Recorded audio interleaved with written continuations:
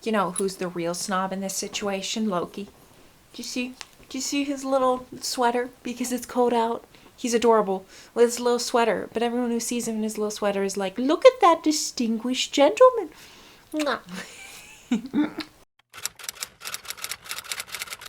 Hi, I'm Anne. Welcome back to my channel. And you might be asking, Anne, you just posted yesterday. Why are you posting again? Well, that is the benefit, my friends, of having no uploading schedule. It's great, and I've been loving it.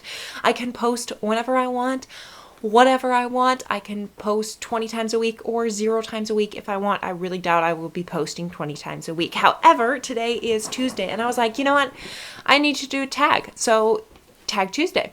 And luckily I was tagged recently by Gina Stan Your Books, and she tagged me in the Book Snob tag, which is very fitting for me because I'm absolutely a book snob. And this tag was created by Tia from Tia and All the Books, and I will link both their videos down in the description. Number 1, Adaptation Snob. Do you always read the book before you see the movie? I certainly try to, but I've been learning that a lot of movies I see, I years later learn that they were actually based on a book. So I won't say I absolutely go out of my way to read the book before the movie, but I will say predominantly if I know it's based on a book and I've heard good things about that book, I would try to read the book first, because a lot of times if I watch the movie first, and it probably won't be as good, I will have more negative connotations of that book and I will be less likely to pick it up. I've learned that especially with classics. Number 2, format snob. You can only choose one format in which to read books for the rest of your life. Which one do you choose? Physical books, ebooks, or audiobooks? That is hard because I'm very much a mixed bag when it comes to my reading. I like audiobooks, but only when I'm doing things, and if I'm like being sedentary, I really like having those physical books on hand. So I would say in general, I think physical books I would still go with, and I like the physical feel of physically reading a book. And though I do read ebooks, especially when I'm traveling on my phone or late at night when I don't want to have the light on and bother my husband, or with audiobooks when I'm sewing or doing something active. But when it comes down to it, I think I still prefer in general physical books. And I think I would choose that, even though right now my reading is like all over the place when it comes to different formats. Number 3. Ship snob. Would you date or marry a non-reader? I actually commented this in Gina Stanier's video, but she was talking about how her husband was kind of a bigger reader and now he isn't as much. And my husband is exactly the same. So when I met my husband, he was a very avid reader, especially in high school. And after he graduated high school and got a job, and he kind of fell out of reading a lot. So now he will read probably, I would say, a book a month at the most, which may be higher than average still of people. But he also prefers to reread old books that he already knows, as opposed to like pick up a new book that I would recommend. He doesn't really do that. He is really good at like storytelling and understanding stories because he's very much into role-playing games, whether video games or like D&D, Dungeons and Dragons. So I would say he's interested in the same type of storytelling that you see in books, but that is not a format of storytelling that he commonly gets into. I guess that's the best way to say it. Number 4, genre snob. You have to ditch one genre, never to be read again for the rest of your life. Which one do you ditch? I'm gonna go with a big genre because I feel like it would be really easy for me to say like erotica. I would never want to read erotica. I never want to read erotica. So that's an easy one, but I feel like a bigger and broader one in general is romance. I do enjoy romance, especially classical romance. Jane Austen is one of my favorite writers. However, I feel like there's not as much depth when it comes to romance as in other books. Not to discredit romance.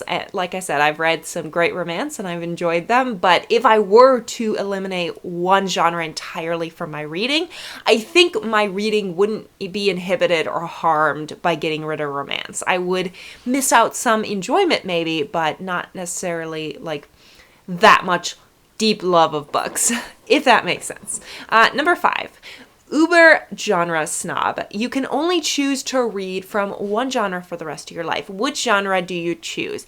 I am going to assume that picking like a very broad genre would be cheating. For example, if I picked fiction, that's not really a genre. Technically it is because you have nonfiction and fiction, but it's not really a genre. And even if I went with classics, which would be a genre I predominantly read, that still could be broken up into like vast differences. But I guess like literary classics, if anything. So things like Fyodor Dostoevsky or Leo Tolstoy or Charles Dickens, where it's more of like understanding that era and like it's a drama following that era. I could see myself only reading that genre for the rest of my life. I still think I would miss a lot of the other genres, but I could see myself doing that. Number 6, community snob. Which genre do you think receives the most snobbery from the bookish community? I don't think there's necessarily a genre, because here's the thing. Every genre has a lot of merits to it. The one genre I think is a little bit overhyped, and if you don't like that genre, you tend to receive more backlash, and I would say that is YA in general. And a lot of the booktubers I watch, I would say, tend not to watch read a lot of YA or enjoy a lot of YA. But I think in the overall bookish community, YA books are probably the biggest genre that is read, especially since most of the people on BookTube tend to be younger, like in their, 20s and younger. I've noticed a lot of them. Most of the ones I watch are older, I would say, but that's just because of my taste in books and reading. Number 7, Snobbery Recipient. Have you ever been snubbed for something that you have been reading or for reading in general? I wouldn't say I've been snubbed. I will say a lot of people have, in a sense, made fun of me for being so much into reading, and it almost becomes like a stereotype bubble that I am fit into. I especially found this in college, where a lot of people would be like, oh yeah, she's the girl that's good at school and likes to read and is like super scholarly. And people saw that I wore glasses and they were like, oh yeah, it fits that you want to be a writer. And I'm like, well, I definitely don't think that you should like put people in a box. I would say reading in general, people have made fun of me a little bit because, oh, she's the one that reads all the time. And I'm like, thanks guys, thanks. Anyway, I don't think I'll be tagging anyone today. But I would love to know any of your answers to these prompts. So let me know your thoughts down in the comments. Thank you so much for watching. If you like this video, like, subscribe. I started that and I was like, I don't post every anymore. But I will see you all in the next video. Have a great week. Bye.